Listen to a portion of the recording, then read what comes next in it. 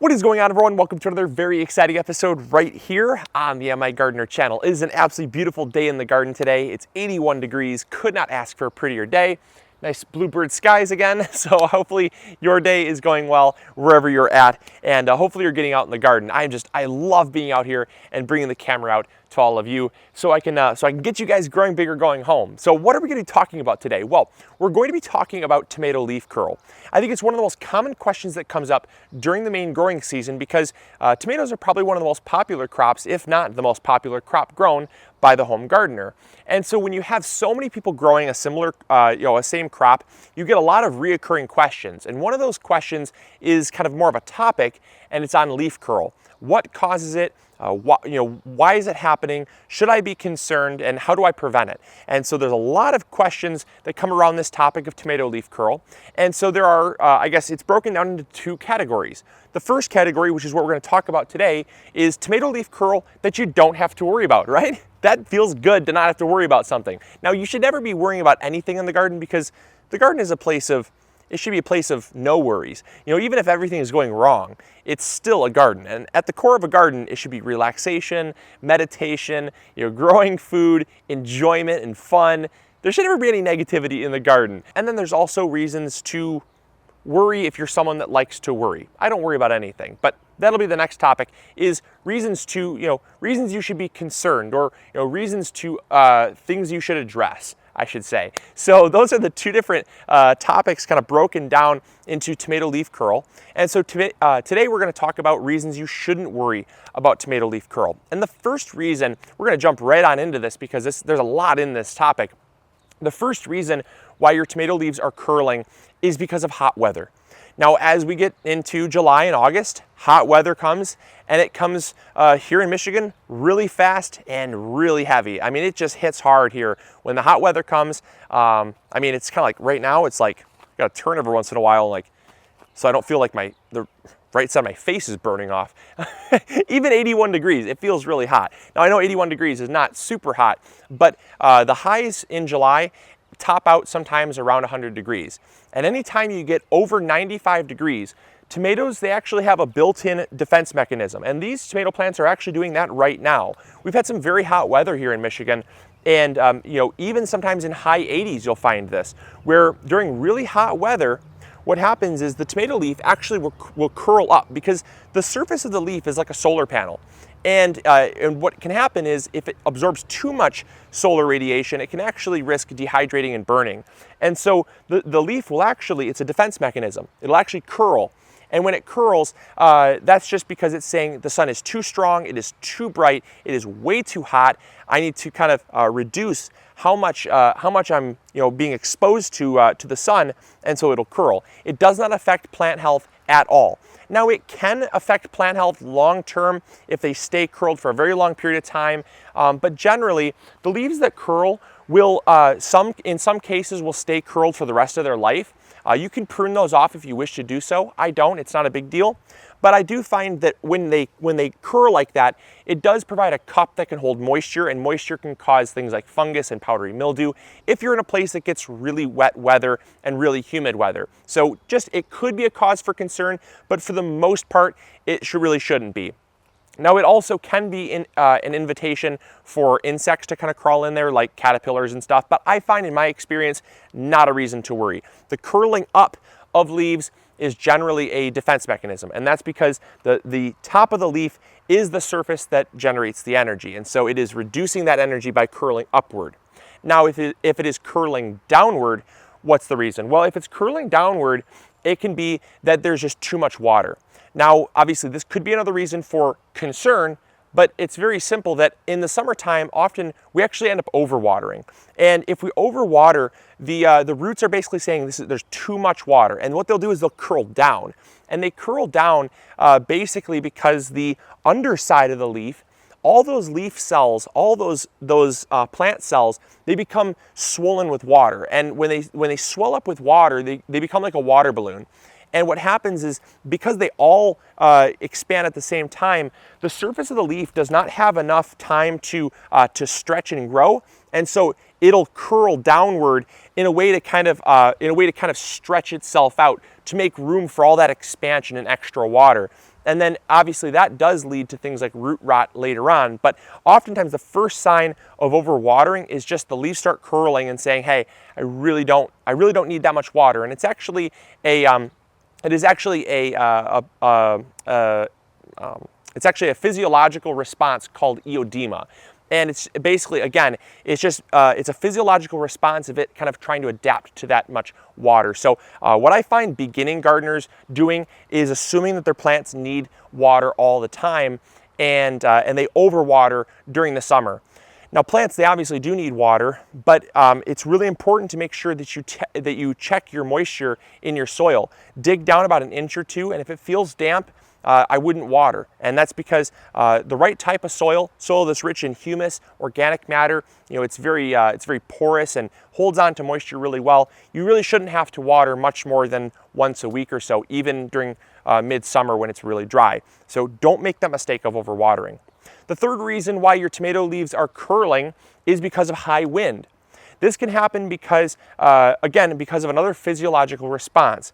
So leaves, they don't like to dehydrate. If plants dehydrate, what can happen is, they undergo a lot of stress. They can't uptake nutrients properly. They can't set fruit and flowers and grow properly. And so plants, they don't like to dehydrate. And so what they do when they're under very strong wind, anything over 35 or 40 miles an hour for a sustained period of time, also during dry weather. If it's dry and windy, this really magnifies the effect. But what can happen is the leaves, they'll actually curl downward or curl up. Just sometimes they curl up, sometimes they curl down. It's pretty much due to the same reason, but it's basically just, again, it's reducing the surface area of the leaf. Now, when it's sunlight, it almost always will curl up because that's the area in which the sun is touching. However, really what they want to do is just kind of reduce their size, because if you reduce your size, you make yourself more aerodynamic, and therefore there's not as much surface area on the leaf structure as a whole to dry out the leaf, and so it'll just curl up or curl down depending on what it feels like doing, but it can be caused from strong winds. And the thing is that once a leaf curls from strong wind, all it has to do is realize that the wind is gone, or once the wind calms down again, after a few days to a week or so, the leaves will uncurl. And in this case, there's no ill effects, because with sunlight, sometimes the leaves will stay curled permanently. But with the cause of strong winds, generally they'll unfurl and they'll come back up to a normal state. So there's no reason to be concerned there. The fourth reason why your tomatoes are curling is because that it's too dry. Now again, this does tie into the strong wind concept, but they can curl even when it's too dry and there's no wind at all, and that's for the same reason. Tomatoes, obviously, they can't dehydrate. If they dehydrate, the first thing you're going to notice is curling of leaves. If the leaves curl, and they'll generally curl up, if they curl up, that's because they're trying to reduce their surface area. They're trying to reduce how much the leaves, basically breathe, for a lack of a better word. It's called transpiring, or respiring, sorry. So if your plants are respirating, they are giving off water along with oxygen. And so the plant brings in CO2, it lets off oxygen, but when it lets off oxygen, it also lets off water. And so when they do that, they need to curl if they're under drought stress. That's kind of the first sign that they're very dry. Now, obviously, a good way to tell if your soil is dry is just by checking 2 inches down. If it's pretty dry, give them a little bit of water. But then what that will lead to, that will progress towards, is stunted growth. You're going to find that the growth stunts very quickly because obviously a lack of water means that there is a lack of nutrients. Water is required by the plant to uptake nutrients. Nutrients cannot be found and brought up by the root system without water. And so water is required for that. So you'll find that the plants get stunted.